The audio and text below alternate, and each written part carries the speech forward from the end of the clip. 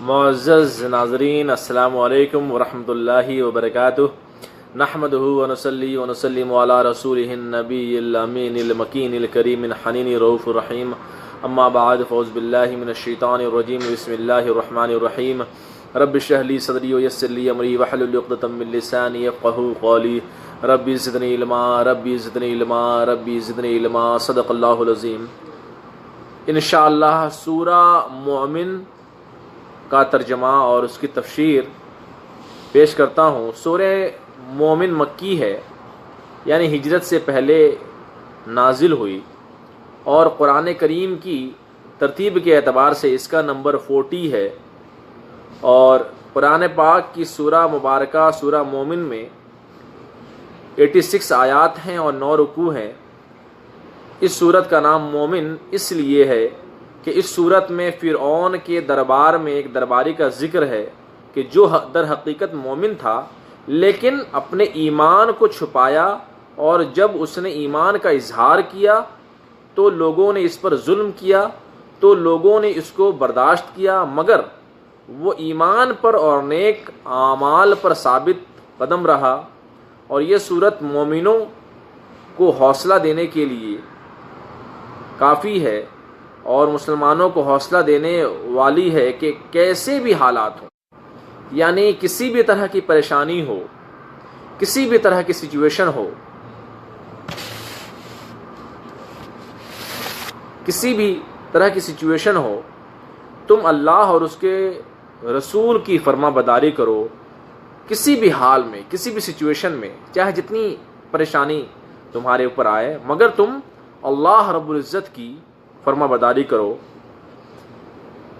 اس سورت کا آغاز کرتا ہوں بسم اللہ الرحمن الرحیم، اللہ کے نام سے شروع جو بڑا مہربان اور نہایت رحم والا ہے۔ پہلی آیت کا آغاز ہے حامیم، حروف مقطعات ہیں، یعنی اس کا معنی اللہ عالم بالصواب، اللہ اور اس کے رسول اس کا صحیح معنی بخوبی جانتے ہیں۔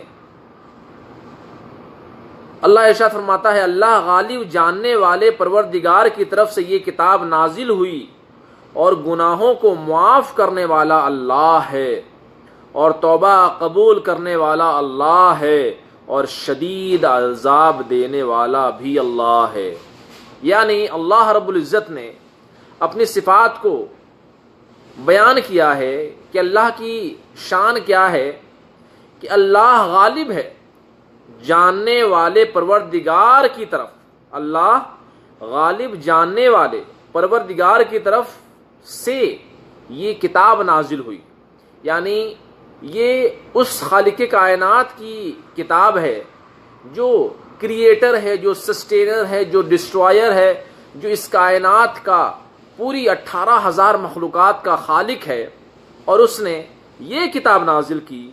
کون؟ اللہ جو گناہوں کو معاف کرنے والا ہے، وہ اللہ جو توبہ قبول کرنے والا ہے، اور وہ اللہ جو گنہگاروں کو شدید عذاب دینے والا ہے۔ پھر اگلی آیت میں ہے قوت والا ہے، قدرت والا ہے، اور اس کے سوا کوئی معبود نہیں، اسی کی بادشاہت ہے۔ یعنی اللہ کی آیتوں کے بارے میں بحث صرف کافر کرتے ہیں۔ اللہ نے کیا فرمایا کہ اللہ کی شان الوہیت کا عالم یہ ہے کہ جتنے بھی مخلوق ہیں اس میں سے صرف ایک مخلوق ایسی ہے جو ہر وقت اللہ کے ذکر میں مشغول ہے، ہر وقت وہ اللہ کی پاکی بیان کر رہی ہے، ہر وقت وہ اللہ کی شان کو بیان کر رہی ہے، ہر وقت وہ اللہ کی شان ربوبیت کا اعلان کر رہی ہے۔ یعنی وہ فرشتے اللہ کے ذکر میں ہر وقت مشغول ہیں، ہر وقت اللہ کے ذکر میں یہ فرشتے مشغول ہیں، مصروف ہیں۔ وہ اللہ کی شان ہے، کیا؟ قوت والا، قدرت والا، اور اس کے سوا کوئی معبود نہیں، اسی کی بادشاہت ہے۔ اور اللہ کی آیتوں کے بارے میں بحث جو ہے وہ صرف کافر کہتے ہیں، صرف کافر کرتے ہیں۔ جس کا عقیدہ اللہ پر مضبوط ہو وہ یہ نہیں کرتا کیا، کیوں، کیسے، ایسا کیوں ہوا، کیسے ہوا، کس نے کیا، کیوں کیا، کیسے ہوا، یہ کون کرتا ہے؟ یہ سارے سوال کبھی صحابہ نے ایسا نہیں کہا کہ ایسا کیوں ہوا، کیسے ہوا، کب ہوا۔ بس اللہ رب العزت کا مالک اللہ رب العزت ساری کائنات کا مالک ہے. جب رسول اللہ نے فرما دیا وہ انہوں نے تسلیم کر لیا، چونکہ وہ رسول اللہ صلی اللہ علیہ وسلم کے ظاہری اوصاف کو دیکھتے تھے، رسول اللہ صلی اللہ علیہ وسلم کی شخصیت کو وہ سماعت کرتے تھے، وہی نازل ہونے کو وہ دیکھتے تھے، اور معجزات کو وہ ہر وقت دیکھا کرتے تھے. اور وہ اپنے سر کو جھکا لیتا ہے، یعنی ان کافروں کا شہروں میں گھومنا پھرنا عیش کرنا، اے لوگوں یہ تمہیں دھوکے میں نہ ڈالے. یعنی یہ کفار و مشرکین گھومتے ہیں، عیاشی کرتے ہیں، اپنے وقت کا غلط استعمال کرتے ہیں، اپنے پیسے کا غلط استعمال کرتے ہیں، تو یہ تمہیں دھوکے میں نہ ڈالے. یہ جو اللہ کے دشمن ہیں تو انہیں زندگی میں عیش و عشرت کیوں دیا؟ دنیا قلیل ہے، دنیا عارضی ہے، دنیا ٹیمپریری ہے، دنیا کچھ لمحوں کے لیے ہے، دنیا کچھ وقتوں کے لیے ہے، دنیا کچھ سالوں کے لیے ہے، دنیا بس ایک پلک جھپکنے کے لیے ہے، دنیا ایک سیکنڈ سے بھی کم وقت کے لیے یہ دنیا ہے. اور عیش و عشرت اسی لیے کرتے ہیں کہ ان سے اللہ ناراض ہے، خفا ہے. اللہ ان سے ایسا ناراض ہے کہ انہیں نیکی کی طرف راغب نہیں کرتا. بہت سارے لوگوں کو آپ دیکھیں گے کہ بہت گناہ کرتے ہیں، چغلی کرتے ہیں، غیبت کرتے ہیں، زنا کرتے ہیں، ہر وقت خواتین کے ساتھ مشغول رہتے ہیں، عیش کرتے ہیں، عیاشی کرتے ہیں. ہم یہ سوچتے ہیں بڑا خوش قسمت ہے، بڑا قسمت والا ہے، اس کے پاس بہت ساری گرل فرینڈس ہیں، اس کے پاس بہت ساری خواتین کی آہ و جا ہے، یعنی بہت ساری خواتین آتی جاتی رہتی ہیں، اس کی بہت ساری گرل فرینڈس ہیں، یہ بہت خوش ہے. نہیں، اللہ کی عزت کی قسم ہے وہ بہت خسارے میں ہے. اللہ اس سے ناراض ہے، اللہ اس سے ناراض ہے، اسی لیے اللہ اسے اپنے قریب نہیں بلاتا. اسی لیے تو اللہ تبارک و تعالیٰ اس کو سجدے کی توفیق نہیں دیتا. اللہ اس سے ناراض ہے، اسی لیے وہ عیاشی میں، شراب میں، جوئے میں، تاش میں، بدگمانی میں، بد کرداری میں، ظلم میں یہ مشغول ہے. کیوں؟ کیونکہ اللہ تبارک و تعالیٰ اس سے ناراض ہے. اس کے گناہ پہ گناہ اور شدید گناہ اس نے اتنا کیا، فرض کا اس نے انکار کیا، اس نے نمازیں قضا کی، اس طرح سے وہ دنیا کو سب کچھ سمجھنے لگا. اور اللہ تبارک و تعالیٰ نے کیا کیا؟ اسے اس گناہ میں ملوث رکھ دیا، اس گناہ میں مصروف رکھ دیا. وہ مشغول گناہوں میں ہے. کیا اس کا معنی کیا ہے؟ وہ اللہ اس سے ناراض ہو گیا ہے. ان پہ مشکلات نہیں آتی، یہ گناہوں میں مست رہیں اور جہنم میں جائیں. کیا ان پہ مشکلات نہیں آتی؟ آپ بہت سارے گناہگار لوگوں کو دیکھیں گے، بہت عیش کرتے ہیں، بہت زندگی میں بہت عیش کرتے ہیں، ان کے بعد مشکلات نہیں آتی. کیوں؟ کیونکہ اللہ ان سے ناراض ہو گیا ہے. اور دنیا میں جو کرنا ہے کر لے، قبر میں اور آنے والے حشر میں اللہ تعالیٰ ان سے ہر لمحے کا، ہر سیکنڈ کا، ہر گھنٹے کا، ہر دن کا اللہ تبارک و تعالیٰ اس کا حساب لے گا. یعنی یہ عقیدہ رکھیں کہ جو اللہ کا نافرمان ہے وہ حقیقی سکون نہیں پا سکتا. یہ بس دیکھنے میں لگتا ہے کہ وہ بہت عیاشی کرتا ہے، وہ ہر وقت خواتین کے ساتھ مصروف رہتا ہے، اس کے پاس بہت سارے پیسے ہیں، بڑی مہنگی گاڑیاں ہیں، بڑی مہنگی کار ہے، اس کے پاس عیش و آرام کی ساری چیزیں ہیں، اس کے پاس محلات ہیں، اس کے پاس بنگلات ہیں، اس کے پاس جو ہیں دنیا کی تمام تر آرائش و آشائش کے سامان ہیں. لیکن اللہ نے کیا فرمایا کہ اللہ تعالیٰ ایسے لوگوں سے ناراض ہو جاتا ہے اور ایسے لوگوں کو توفیق ہی نہیں دیتا، اور ان کے لیے دنیا ہی سب کچھ ہوتی ہے. اور جب وہ دنیا سے چلے جاتے ہیں تو پھر ہمیشہ کے لیے وہ پھر افسوس کرتے ہیں. آپ دیکھ لیں یورپین کنٹریز میں، آپ دیکھ لیں، آپ یو ایس میں، یو کے میں چلے جائیں، آپ جو ہے یورپین کنٹریز میں چلے جائیں، فرانس چلے جائیں، جرمنی چلے جائیں، وہاں کے لوگ سکون پانے کے لیے شراب پیتے ہیں، کلبوں میں جاتے ہیں، نشہ کرتے ہیں، زنا کرتے ہیں، انہیں سکون نہیں ملتا. یہ لڑکیوں کے ساتھ جاتے ہیں، پارٹی کرتے ہیں، کلبنگ کرتے ہیں، دوستوں کے ساتھ جاتے ہیں، شراب پیتے ہیں، شراب نوشی کرتے ہیں. کیوں؟ کہ ان کو سکون حاصل ہو، ان کے اطمینان حاصل ہو، ان کے دل کو سکون ملے. مگر انہیں سکون نہیں ملتا، اور وہی لوگ تجربے کے طور پہ مسجد چلے جاتے ہیں اور مسجد میں انہیں سکون مل جاتا ہے، اور پھر جو ہے ان کو قرآن پسند آتا ہے، ان کو اسلام پسند آتا ہے، ان کو توحید پسند آتی ہے، ان کو اللہ رب العزت کا یہ دین پسند آتا ہے، اور پھر اسلام قبول کر لیتے ہیں۔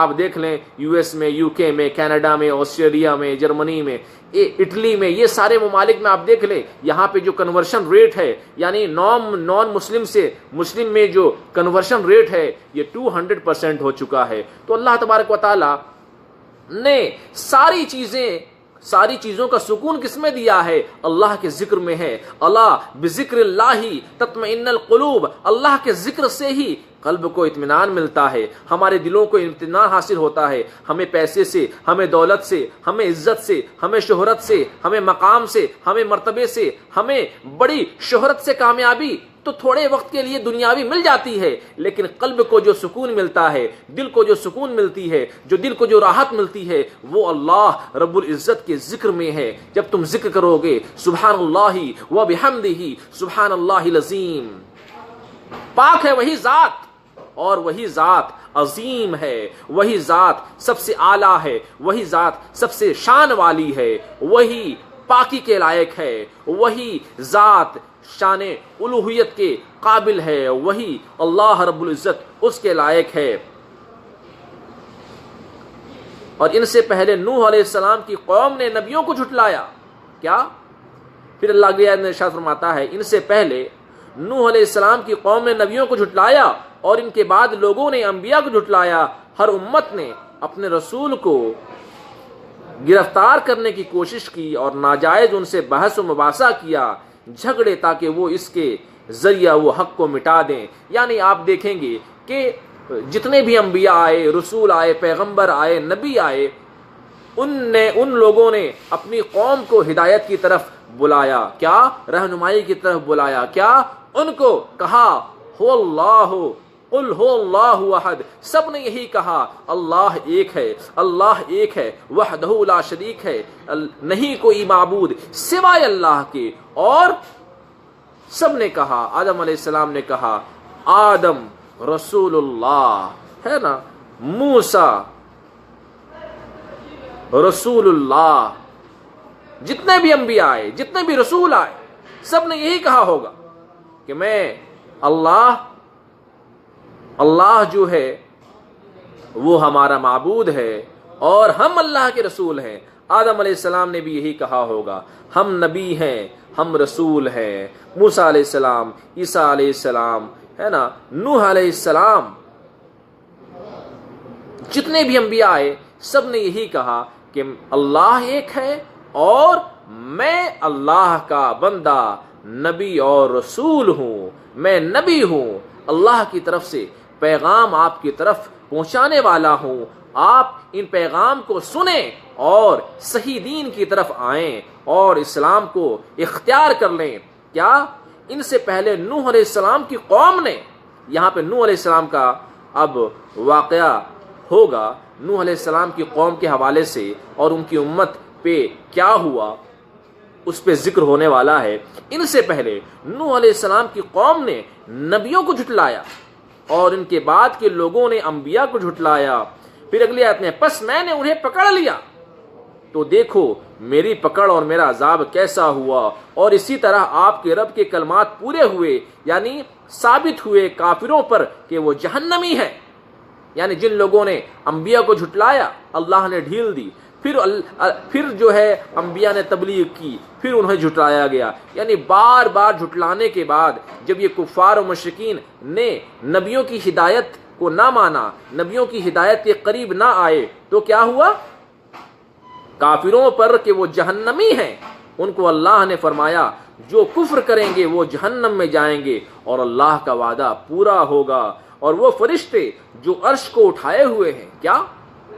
وہ فرشتے جو عرش کو اٹھائے ہوئے ہیں اور جو اس کے گرد ہوتے ہیں، عرش کا طواف کرتے ہیں، وہ اپنے رب کی تعریف بیان کرتے ہوئے اسی کی تسبیح کرتے ہیں، پاکی بیان کرتے ہیں، اور وہ فرشتے اللہ پر ایمان رکھتے ہیں، اور یہ فرشتے ایمان والوں کے لیے استغفار کرتے ہیں، ان کے لیے بخشش کی دعا کرتے ہیں۔ یعنی اللہ رب العزت کی شان دیکھیے کہ جو لوگ نیک بندے ہوتے ہیں، جو لوگ مومن ہوتے ہیں، جو لوگ اللہ رب العزت کو اور رسول اللہ صلی اللہ علیہ وسلم کو سچا مانتے ہیں اور اس پہ ایمان لاتے ہیں، ان کے لیے اللہ نے کیا ارشاد فرمایا، کیا کہ فرشتے ان کے لیے استغفار پڑھتے ہیں اور ان کے لیے بخشش کی دعا مانگتے ہیں، اور جو مسلمان ہوتے ہیں مگر وہ گناہ گار ہوتے ہیں ان کے لیے بھی فرشتے اللہ کی بارگاہ میں عرض کرتے ہیں، اے باری تعالیٰ انہیں گناہوں سے باز کر دے، انہیں گناہوں سے دور کر دے، انہیں دنیا کی تمام تر برے اعمال سے دور کر دے، ان کا جو چلنا اٹھنا بیٹھنا وہ سیرت مصطفیٰ صلی اللہ علیہ وسلم کے نقوش قدم پر ہو۔ کیا؟ اور پھر اگلی آیت میں ہے، اے ہمارے رب تیرا علم اور تیری رحمت ہر چیز کو گھیرے ہوئے ہے، اور اے پروردگار ان لوگوں کے گناہوں کو بخش دے جو توبہ کریں۔ یعنی یہ فرشتے دعا کرتے ہیں، اللہ کی بارگاہ میں التجا کرتے ہیں، اللہ کی بارگاہ میں دعائیں کرتے ہیں، اے باری تعالیٰ، اے مالک و مولا، اے پروردگار ان لوگوں کے گناہوں کو بخش دے جو توبہ کرتے ہیں۔ توبہ کرنے والا کس قدر خوش نصیب ہے کہ ان کے لیے عرش پر موجود فرشتے دعا کرتے ہیں۔ یعنی اگر کوئی شخص دنیا میں دعا کرتا ہے، اے باری تعالیٰ ہمارے گناہوں کو بخش دے، اے باری تعالیٰ ہماری خطاؤں کو بخش دے، اے باری تعالیٰ ہم گنہگار ہیں، ہم بدکار ہیں، ہم سیاکار ہیں، مولا ہمارے گناہوں کو جو صغیرہ ہیں، جو کبیرہ ہیں، جو ہم نے جان کے کیا، جو ہم نے انجانے میں کیا، جو ہم نے بچپن میں کیا، جو ہم نے جوانی میں کیا، جو ہم نے زندگی کے آخری ایام میں کیا، اے باری تعالیٰ ہمارے گناہوں کو بخش دے، ابھی جو ہم نے گناہ کیا اس کو بھی بخش دے، آنے والے جو ہم گناہ کریں گے اے باری تعالیٰ اسے بھی بخش دے، ہمارے والدین کو بخش دے۔ جب ہم یہ دعا کرتے ہیں اللہ کی بارگاہ میں تو فرشتے بھی اللہ کی بارگاہ میں فریاد کرتے ہیں، اے باری تعالیٰ تیرا بندہ تیری بارگاہ میں دعا کر رہا ہے، اسے بخش دے، اسے بخش دے۔ اور ان کے لیے توبہ کرنے والا کس قدر خوش نصیب ہے کہ ان کے لیے عرش پر موجود فرشتے دعا کرتے ہیں، اے پروردگار ان لوگوں کو بخش دے جو تیری بارگاہ میں توبہ کریں اور جو تیرے راستے یعنی دین اسلام کی پیروی کریں، اور اے پروردگار انہیں جہنم کی آگ سے محفوظ فرما۔ فرشتے کہتے ہیں، اے ہمارے رب ان توبہ کرنے والوں اور سچی پکی توبہ کرنے والوں کو جو گناہ سے بچنے کا عزم رکھتے ہیں، اور اے پروردگار جو سچی توبہ کرنے والے ہیں انہیں داخل فرما ایسی جنتوں میں جو ہمیشہ کے لیے ہیں، وہ جنت جس کا تو نے ان سے وعدہ فرمایا، ان باغات میں داخل فرما۔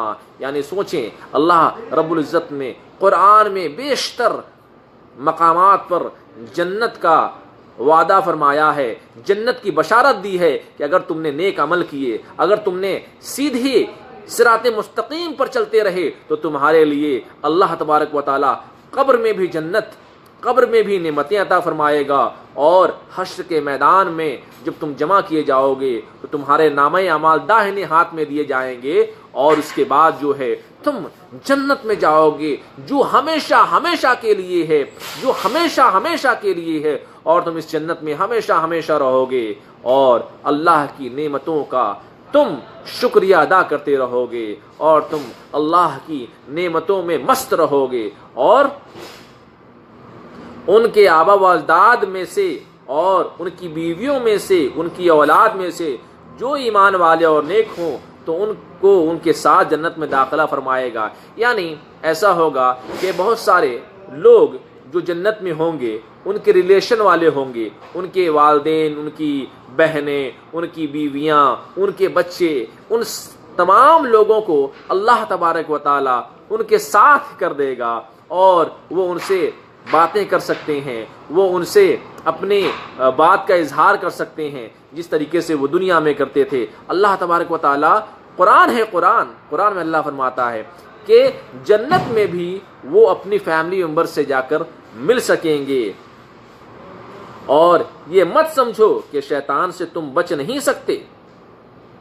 پھر اگلی آیت میں ہے، بے شک تو ہی غالب حکمت والا ہے، اے پروردگار ان نیک بندوں کو عذاب سے بچا، اور جسے تو اس دن گناہوں کی شامت سے بچائے، تو بے شک تو نے اس پر رحم فرمایا اور یہی سب سے بڑی کامیابی ہے۔ یعنی جو انسان حشر کے میدان میں، جو انسان حشر میں کامیاب ہو گیا، جو انسان حشر کے میدان میں اگر اسے کامیابی نصیب ہو گئی، اگر اس کا نامہ اعمال اسے داہنے ہاتھ سے دیا گیا اور اسے جنت کی خوشخبری دی گئی، وہی کامیاب ہے۔ اس کے علاوہ ناکام کون لوگ ہیں؟ جنہوں نے برے اعمال کیے۔ اور پھر اگلی آیت میں ہے، اور یہی سب سے بڑی کامیابی ہے، اور یہ مت سمجھو کہ شیطان سے تم بچ نہیں سکتے، شیطان کے وار بڑے کمزور ہیں، تم کوشش تو کرو، ہمارے فرشتے بھی تمہارے لیے دعا کریں گے، فرشتے تمہارے ہر قدم پر رہنمائی کریں گے۔ یعنی تم اللہ کی بارگاہ میں آؤ، تم مسجد کی طرف آؤ، فرشتے تمہاری مدد کریں گے۔ اللہ تبارک و تعالیٰ کے جو معصوم فرشتے ہیں وہ اللہ تبارک و تعالیٰ کی بارگاہ میں یہ دعا کریں گے، ہے باری تعالیٰ یہ تیرا بندہ گنہگار تھا، بدکار تھا، سیاکار تھا، مگر تیرا کرم ایسا ہوا یہ مسجد کی طرف آ رہا ہے، اے باری تعالیٰ اسے مکمل اسلام میں داخل کر دے، اے باری تعالیٰ اسے مکمل نیک انسان بنا دے، اے باری تعالیٰ اس کے دل کو بدل دے، اس کے نامہ اعمال کو بدل دے، اے باری تعالیٰ اس کے گناہوں کو نیکیوں میں تبدیل کر دے۔ اور پھر حضرت عائشہ رضی اللہ تعالیٰ عنہا فرماتی ہیں، کیا ایسے لوگ بھی ہیں جو میدان جنگ میں اگر شہید نہ ہوں تو بھی ان کو شہید کا مرتبہ ملے گا؟ تو انہوں نے کہا ہاں، اگر وہ دن بھر میں 10 مرتبہ موت کو یاد کریں گے۔ یعنی اگر حضرت عائشہ رضی اللہ تعالیٰ عنہا سے پوچھا گیا کہ کوئی ایسے لوگ بھی ہیں جو جنگ میں جو مر جاتے ہیں، جن کا جنگ میں قتل ہوتا ہے، انہیں تو شہید کہتے ہیں، لیکن جو جنگ میں شہید نہ ہوئے تو ان کو جو ہے وہ شہید کا مرتبہ ملے گا؟ تو انہوں نے کہا کہ اگر دن بھر میں وہ 10 مرتبہ اگر موت کو یاد کریں گے تو انہیں شہید کا مرتبہ ملتا ہے۔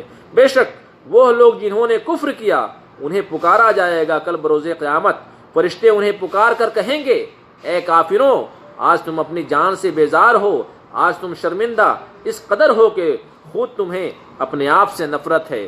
تو اب دیکھیں، اب تو جو نیک عمل کرنے والے لوگ تھے ان کے بارے میں کیا فرشتے دعا کرتے ہیں، ان کے بارے میں کیا فرشتے ان سے خوش ہوتے ہیں، اللہ تبارک و تعالیٰ ان سے خوش ہوتا ہے، انہیں جنت میں داخلہ عطا فرماتا ہے، اور یہی کامیابی ہے۔ اور جو ہے ناکامیابی کس کے لیے ہے، اور انسکسیسفل کون لوگ ہیں، اور غیر کامیاب لوگ کون ہیں؟ ضرور جس قدر تم اپنی جان سے بیزار ہو اس سے زیادہ اللہ تعالیٰ تم سے ناراض ہے۔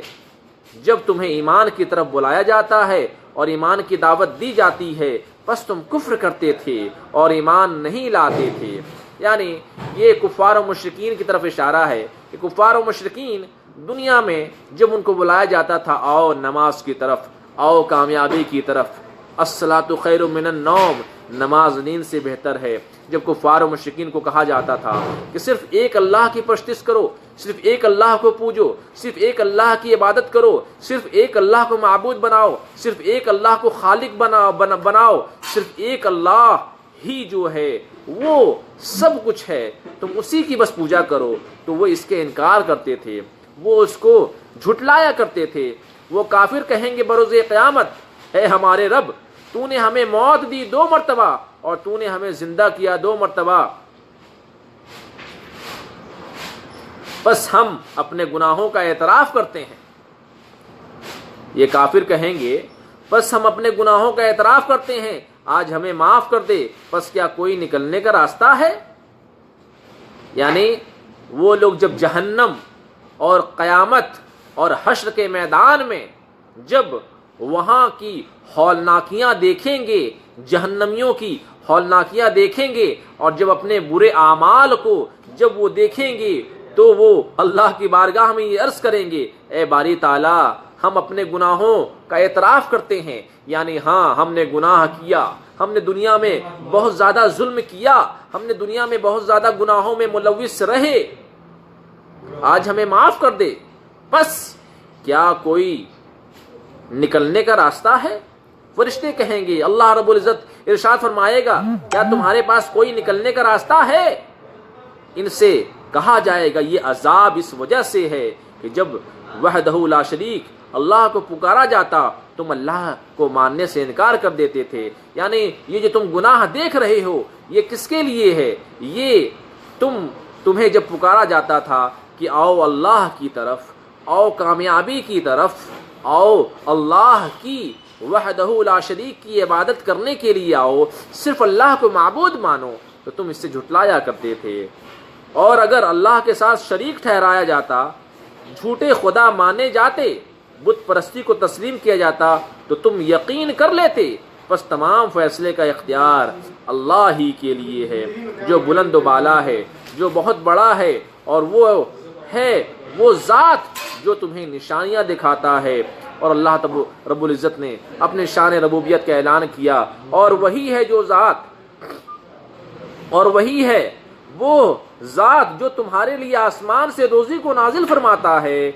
اور نصیحت تو وہی شخص قبول کرتا ہے جو اللہ کی بارگاہ میں رجوع لاتا ہے، اسی کو نصیحتیں اثر کرتی ہیں. بس اللہ ہی کی عبادت کرو، اسی کے لیے اپنے دین کو خالص کر کے، اگرچہ کافروں کو ناپسند ہو، یعنی تمہارے پاس تمہارے بہت سارے دوست کفار و مشرکین ہو، وہ مشرک ہوں، ان کی پسند کو نہ دیکھو، وہ تمہیں پسند کرتے ہیں یا نہ کرتے، تم بس اللہ کی عبادت کرو، تم اللہ کی پاکی بیان کرو. تم کسی بھی محفل میں ہو، اگر فجر کی نماز سے وقت آ جائے تو تم نماز پڑھ لو. اگر تم کہیں پر بھی ہو، تم غیر مسلموں کی آبادی والے جگہ میں بھی ہو، مگر تم مسجد کو ڈھونڈو، مگر تم اللہ کے گھر کو ڈھونڈو اور ظہر کی نماز کو ادا کرو، عصر کی نماز پڑھو. چاہے تم کہیں بھی سفر میں ہو، ٹرین میں ہو، ہے نا، بس میں ہو، کہیں پر بھی ہو، تم کیا مغرب عشاء کی نماز کو ضرور پڑھو، اللہ کی پاکی بیان کرو، اللہ کے ذکر میں مشغول رہو. یہی کامیابی ہے،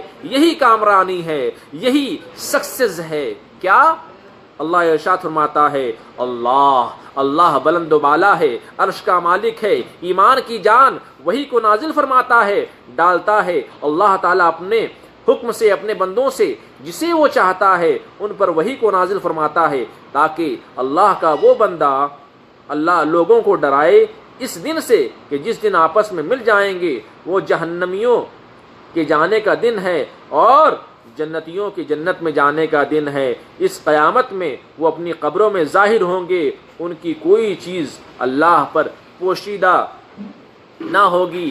یعنی ساری چیزیں جو اس نے دنیا میں کیا ہے، یعنی صبح اٹھا اس نے غلط کام کیا، جھوٹ بولا، چغلی کی، غیبت کی، زنا کیا، گالی دیا، جھوٹ بولی، مکاری کیے، فریب کیا، ہے نا، کسی کو وعدہ خلافی کی، ظلم کیا، تکبر کیا، مغرور بنا، غرور کیا، غلط زبان کا استعمال کیا، گالیاں دی، جھوٹ بولی، یعنی جو اس نے ہر سیکنڈ جو اس نے اپنی زندگی میں گزارا، وہ ساری چیزیں ایسی عیا ہو جائیں گی جیسا کہ آج ہم موویز دیکھتے ہیں، جیسا کہ آج ہم فلمیں ڈرامے دیکھتے ہیں، کہ ہم سوچ بھی نہیں سکتے جو وہ کرتے ہیں ہو بہو ساری چیزیں اس سے بھی زیادہ بہتر. یعنی وقت اور گھڑی اور وقت، ساری چیزیں وہاں پہ ایک ایسا سیٹلائٹ ہوگا کہ ہر کے پاس اس کی پوری زندگی کی اس کے پاس داستان ہوگی، اور اس کے نامہ اعمال پورے جو اس نے گناہ کیے اور جو اس نے نیکیاں کی،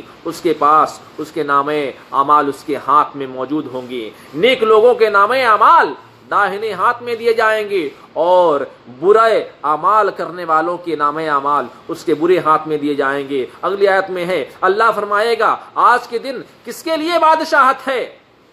اللہ رب العزت قیامت کے روز ارشاد فرمائے گا آج کس کے لیے بادشاہت ہے، آج شہنشاہ کون ہے، آج مالک کون ہے، آج خالق کون ہے، آج کون بادشاہ ہے، آج کس کی بادشاہت ہے. تم دنیا میں بت کو پوجا کرتے تھے، تم دنیا میں مٹی کو پوجا کرتے تھے، تم دنیا میں آسمان کو پوجتے تھے، تم دنیا میں زمین کو پوجتے تھے، تم دنیا میں زمین کی بنائی ہوئی چیزوں کو پوجتے تھے، تم بے جان چیز کو پوجتے تھے، تم جان والی چیز کو پوجتے تھے، تم مخلوق کو پوجتے تھے. جتنے بھی چیزیں ہیں، آسمان، چاند، تارے، ستارے، سیارے، ہے نا، تابع سیارے، جتنی بھی چیزیں ہیں، درخت، پیڑ، پودے، ساری چیزوں کو تم پوجتے تھے. آج کون ہے؟ آج بتاؤ تمہارا معبود کون ہے؟ آج اللہ ہے، اللہ ہے، آج اللہ ہے، آج خالق کائنات ہے، آج اللہ رب العزت ہی بادشاہت ہے. آج کس کی بادشاہ ہے؟ اللہ فرمائے گا آج کے دن کس کے لیے بادشاہت ہے؟ کہاں ہے بادشاہت کے دعوے کرنے والے؟ کہاں ہے غرور اور تکبر کرنے والے؟ اللہ واحد قہاری کے لیے آج بادشاہت ہے، یعنی آج اللہ قہار ہے۔ کس کے لیے؟ جس نے دنیا میں ظلم کیا، جس نے دنیا میں جبر کیا، جس نے دنیا میں قتل کیا، جس نے دنیا میں چوری کی، جس نے دنیا میں ڈاکہ زنی کی، جس نے دنیا میں غلط کام میں خود کو مصروف رکھا، اس کے لیے کیا ہے؟ آج اللہ قہار ہے، اور آج کے دن ہر جان کو وہی بدلہ دیا جائے گا جو اس نے کام کیا۔ آج کے دن کسی پر ظلم نہ کیا جائے گا، بے شک اللہ تعالیٰ بہت جلد حساب لینے والا ہے۔ اور اے محبوب آپ ان لوگوں کو ڈرائیں، کیا؟ اور اے محبوب آپ ان لوگوں کو ڈرائیں اس قیامت کے دن جو بہت نزدیک آنے والی ہے۔ آفت ہے ظالموں کے لیے، آفت ہے ظالموں کے لیے۔ اس دن دل خوف کے مارے گلے میں آ جائیں گے، اور انسان لوگ انتہائی غمگین اور رنجیدہ ہوں گے۔ ظالموں کا نہ کوئی گہرا دوست باقی رہے گا، اور جن کا ایمان برباد ہو جائے گا ان کے لیے کوئی سفارش کرنے والا شفیع نہ ہوگا۔ ایسا سفارش کرنے والا جس کی سفارش قبول کی جائے، یعنی جو ظالم ہوگا، جو مغرور ہوگا، جو تکبر کرنے والا ہوگا، جو گناہوں میں جس نے اپنی پوری زندگی گزار دی،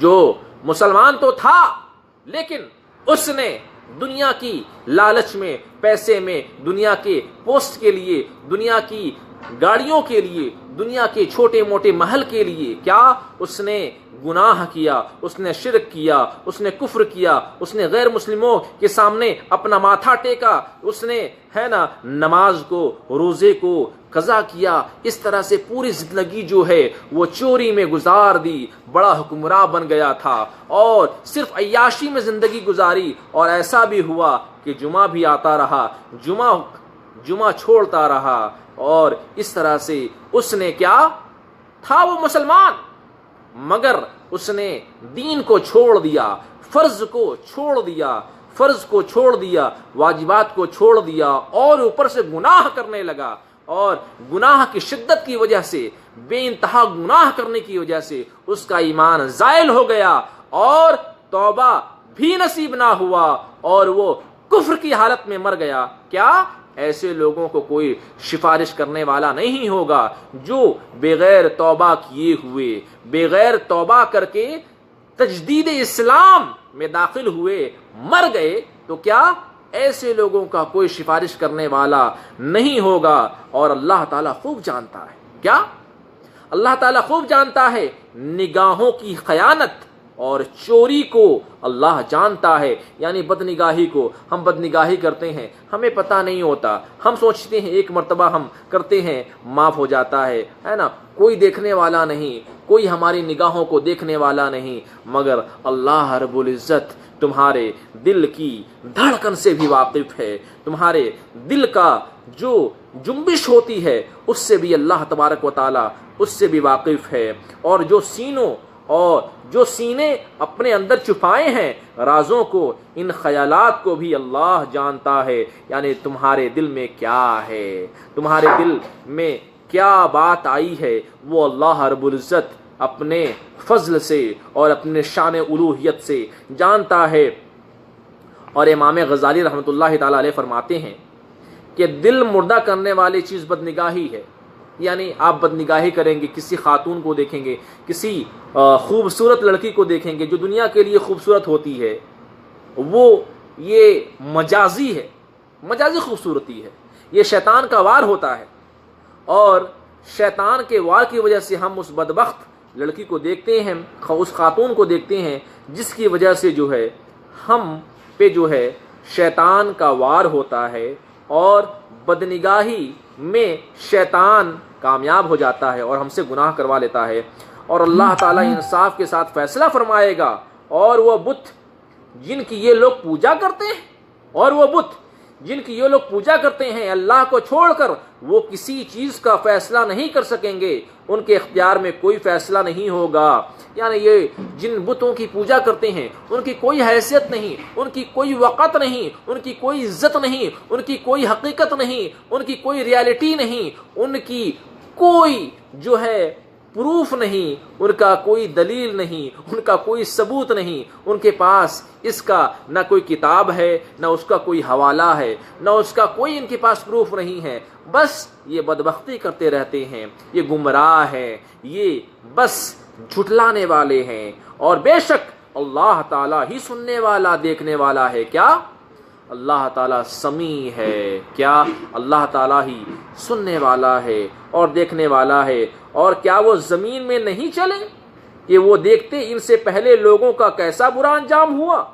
وہ ان سے بھی زیادہ طاقتور تھے اور ان سے بھی زیادہ زمین میں مکانات اور قلعے اور نشانات رکھتے تھے، زمین میں ان کے پاس نعمتیں ان سے زیادہ تھیں۔ یعنی یہ کفار و مشرکین، یہ مکہ کے جو کفار ہیں جس کو رسول اللہ علیہ وسلم دعوت دیا کرتے تھے، تبلیغ دیا کرتے تھے، وہی اللہ فرماتا ہے کیا انہیں یہ پتا نہیں کہ قوم نوح کا حال کیا ہوا، قوم سمود کا کیا حال ہوا، قوم عاد کا کیا حال ہوا؟ اللہ تبارک و تعالیٰ نے قوم لوط کے ساتھ کیا حال کیا؟ اللہ نے سب کو اس کائنات میں ہلاک کر دیا، اس کائنات میں برباد کر دیا۔ بنی اسرائیل میں فرعونیوں کے ساتھ کیا سلوک ہوا؟ اللہ تبارک و تعالیٰ نے سب کو ہلاک کر دیا، سب کو غرق کر دیا۔ کیا وہ ان نشانیوں کے بارے میں نہیں جانتے؟ کیا وہ ان کے بارے میں نہیں جانتے؟ اللہ تعالیٰ ارشاد فرماتا ہے پس اللہ نے ان کے گناہوں کی وجہ سے انہیں پکڑ لیا۔ یعنی ان لوگوں نے نبیوں کو جھٹلایا اور معاذ اللہ نعوذ باللہ من ذالک نبیوں پر ظلم کرنے لگ گئے، نبیوں کی جان کے دشمن بن گئے۔ کیا؟ پس اللہ نے ان کے گناہوں کی وجہ سے انہیں پکڑ لیا، تو اللہ تعالیٰ کی گرفت سے اور عذاب سے بچانے والا ان کے لیے کوئی نہیں تھا، کوئی انہیں نہ بچا سکا۔ یہ اس وجہ سے کہ ان کے پاس رسول کھلی نشانیاں لے کر آئے تو انہوں نے انکار کیا، بس اللہ نے انہیں پکڑ لیا۔ بے شک اللہ تعالیٰ سب سے زیادہ طاقتور ہے، قوی ہے، شدید عذاب دینے والا ہے۔ یعنی جو اللہ تبارک و تعالیٰ اور دین اسلام کے خلاف ہوتے ہیں، جو اللہ اور قرآن کو جھٹلاتے ہیں، جو اسلام کو اور دین کو اور انبیاء کو جھٹلاتے ہیں، اللہ تبارک و تعالیٰ ان کو کیا؟ شدید عذاب دینے والا ہے۔ اور بے شک ہم نے موسیٰ علیہ السلام کو بھیجا ہماری نشانیوں کے ساتھ، روشن اور واضح غلبے کے ساتھ، کے باوجود طاقت کے فرعون ان کی طرف قدم نہ اٹھا سکا اور موسیٰ علیہ السلام کو کوئی نقصان نہ پہنچا سکا۔ فرعون کی طرف موسیٰ علیہ السلام کو بھیجا اور حامان کی طرف فرعون کو برباد کرنے اور غلط مشورہ دینے والا حامان تھا۔ پھر اس میں فرعون کا بھی قصور تھا کہ غلط مشورہ قبول کر لیا، اور قارون کی طرف پس ان لوگوں نے کہا کہ یہ موسیٰ علیہ السلام جادوگر ہیں اور بہت بڑے جھوٹے ہیں، نعوذ باللہ من ذالک۔ تو یہ فرعون تھا جس نے خدائی دعویٰ کیا تھا۔ تو جب موسیٰ علیہ السلام اللہ کا پیغام لے کر قوم فرعون پر جاتے ہیں، بنی اسرائیل قوم فرعون پہ جاتے ہیں، تو فرعون جو ہے وہ موسیٰ علیہ السلام پہ الزام لگا دیتا ہے کہ نعوذ باللہ من ذالک یہ جادوگر ہیں، معاذ اللہ یہ جو ہیں جھوٹے ہیں، معاذ اللہ۔ پھر جب ان کے پاس ہماری طرف سے حق لے کر موسیٰ علیہ السلام آئے تو وہ کافر بولے تم قتل کرو، ان لوگوں کے بیٹوں کو قتل کرو جو موسیٰ علیہ السلام کے ساتھ ہی ایمان لائے، اور ان کی بیٹیوں کو زندہ چھوڑو۔ کافروں کو تمام مکر و فریب وہ گمراہی میں ہے، یعنی کافر چاہے جتنا مکر و فریب کر لے آخر میں اسے مرنا ہے، پھر اسے تباہی ہے۔ اور فرعون نے کہا اے لوگوں مجھے اجازت دو، مجھے چھوڑ دو تاکہ میں موسیٰ علیہ السلام کو شہید کر دوں۔ دیکھیں جب موسیٰ علیہ السلام نے فرعون کی قوم کو دعوت دینا شروع کر دیا کہ ایک تم اللہ کی پرستش کرو، تم ایک اللہ کو پوجو، تم ایک اللہ کی عبادت کرو، تم ایک وحدہ لا شریک کو ایک مانو، خالق مانو، مالک مانو، معبود مانو، رازق مانو، شفیع مانو، سب ساری تعریفیں اللہ ہی کے لیے ہیں۔ یعنی تم ایک اللہ کی پرستش کرو، تم ایک اللہ کو پوجو، تم ایک اللہ کی عبادت کرو۔ تو فرعون نے کیا کیا؟ جھٹلایا، اور فرعون نے کہا اے لوگوں مجھے اجازت دو، مجھے چھوڑ دو تاکہ میں موسیٰ کو شہید کر دوں۔ اور چاہیے کہ وہ اپنے رب کو پکارے اور دیکھتے ہیں اس کا رب اس کو کیسے بجاتا ہے، معاذ اللہ۔ یعنی یہ فرعون اپنے جو اس کے دربار میں جو لوگ تھے اپنی قوم کو کہا کہ میں اسے شہید کرنا چاہتا ہوں، میں اسے قتل کرنا چاہتا ہوں، اگر اس کا اللہ ہے تو میں دیکھتا ہوں کہ اس کا اللہ کیسے بچاتا ہے، معاذ اللہ۔ بے شک میں ڈرتا ہوں کہ کہیں یہ موسیٰ تمہارے دین کو تبدیل نہیں کر دے۔ یعنی فرعون یہ کہہ رہا ہے کہ مجھے ڈر ہے کہ یہ تمہارے دین کو تبدیل کر دیں گے، اسی لیے میں اسے قتل کرنا چاہتا ہوں، یا اس بات کا ڈر لگتا ہے کہ کہیں وہ زمین میں فساد کریں، یا مجھے خوف ہے کہ اگر میں نے انہیں قتل نہ کیا تو وہ اس زمین میں فساد کو ظاہر کر دیں گے۔ بے شک اللہ فرماتا ہے، بے شک میں ہر متکبر سے میرے اور تیرے رب کی پناہ مانگتا ہوں، ہر اس متکبر سے میں اللہ کی پناہ مانگتا ہوں جو حساب کے دن میں یقین نہیں رکھتا۔ اور یہاں سے مراد ایک مومن کا ذکر ہے، یعنی فرعون کی قوم میں بھی ایک مومن انسان تھا، ایک مسلمان تھا جس نے موسیٰ علیہ السلام کی بات کو حق مانا اور وہ اسلام قبول کرنے کو تھا، یعنی وہ اسلام کو سچ ماننے لگا، مصطفیٰ کو، موسیٰ علیہ السلام کو اللہ کا نبی ماننے لگا اور اللہ کی پرستش کو، اللہ کی عبادت کو ہی صحیح دین ماننے لگا۔ تو اب دیکھیں وہ شخص کیا کہہ رہا ہے یہاں سے، ہے نا، فرعون کی قوم میں سے تھا مگر یہ حضرت موسیٰ علیہ السلام پر ایمان لے آیا۔ جب اس نے دیکھا کہ یہ لوگ بہت حد سے بڑھ گئے ہیں اور اب انہیں اگر نہ سمجھایا گیا تو اللہ کا عذاب اور غضب ان پہ آنے والا ہے، اس مرد مومن نے، اس مرد مجاہد نے بھرے دربار میں نصیحت کی اور انہیں سمجھانے کی کوشش کی۔ فرعون کی قوم میں سے جو مرد مومن تھا اس نے کہا، اس حال میں اس نے بات کہی، وہ ایمان کو چھپاتا تھا، ابھی اس نے ایمان کو ظاہر نہیں کیا تھا۔ اس نے کہا، کیا تم اس مرد کو قتل کرو گے؟ یعنی فرعون کی قوم میں جو ایک مرد مسلم تھا، مومن تھا، جس نے اسلام کو قبول کیا، جس نے اسلام کو صحیح مانا، اس نے فرعون کی قوم کو کہا، کیا تم اس مرد کو قتل کرو گے، یعنی موسیٰ علیہ السلام کو، جو یہ کہتا ہے کہ میرا رب اللہ ہے، اور بے شک وہ مرد صالح تمہارے پاس تمہارے رب کی طرف سے روشن نشانیاں لے کر آیا ہے، اس کے باوجود کیا تم ان کو شہید کرنے کا ارادہ رکھتے ہو؟ اور اگر بالفرض وہ جھوٹا ہے تو تم یہ کہتے ہو کہ وہ جھوٹ بول رہا ہے، تو ان کے جھوٹ کا وبال انہی پر ہوگا۔ اللہ نے کیا فرمایا؟ اور اگر بالفرض وہ جھوٹا ہے، تم یہ کہتے ہو کہ وہ جھوٹ بول رہے ہیں، تو ان کے جھوٹ کا وبال انہی پر ہوگا، اور وہ سچے ہوئے تو جس عذاب کا وہ تم سے وعدہ دیتے ہیں اس میں سے بعض عذاب تمہیں ضرور پہنچے گا۔ یعنی اس شخص نے کہا کہ اگر وہ جھوٹا ہے، اگر وہ جھوٹ بول رہے ہیں، یعنی موسیٰ علیہ السلام ان فرعون کی قوم کو کہا کہ اگر تمہیں یہ لگتا ہے کہ وہ جھوٹ بول رہے ہیں تو اس کو اللہ تبارک و تعالیٰ اس کا عذاب انہیں دے گا، اگر وہ سچ بول رہے ہیں تو پھر اللہ تبارک و تعالیٰ جو یہ عذاب کے بارے میں تمہیں تنبیہ کر رہے ہیں، تمہیں وعید کر رہے ہیں، اگر تم اسے نہ مانے تو اللہ تبارک و تعالیٰ پھر تمہیں عذاب دے گا۔ بے شک اللہ تعالیٰ راستہ نہیں دکھاتا اس شخص کو جو حد سے بڑھنے والا ہو اور پکا جھوٹا ہو، یعنی جھوٹ بولنے والے کو، مکاری کرنے والے کو، فریب کرنے والے کو، جعل سازی کرنے والے کو، کیا بے شک اللہ تعالیٰ راستہ نہیں دکھاتا اس شخص کو جو حد سے بڑھنے والا ہو اور پکا جھوٹا ہو۔ پھر اگلی آیت میں ہے، اے میری قوم، آج کے دن تمہارے لیے بادشاہت ہے، تم مصر میں حاکم ہو، زمین میں غلبہ رکھتے ہو، لیکن ایک دن اللہ کا عذاب آئے گا تو بتاؤ اللہ کے غضب سے، اللہ کے عذاب سے کون بچائے گا جب وہ عذاب تمہارے پاس آئے گا؟ کیا ہے نا، فرعون نے کہا، میں جسے زیادہ صحیح سمجھتا ہوں وہی تمہیں سمجھاتا ہوں، اور میں تمہیں رشد و ہدایت کا راستہ دکھا رہا ہوں، جو میں راستہ دکھا رہا ہوں وہی سیدھا راستہ ہے۔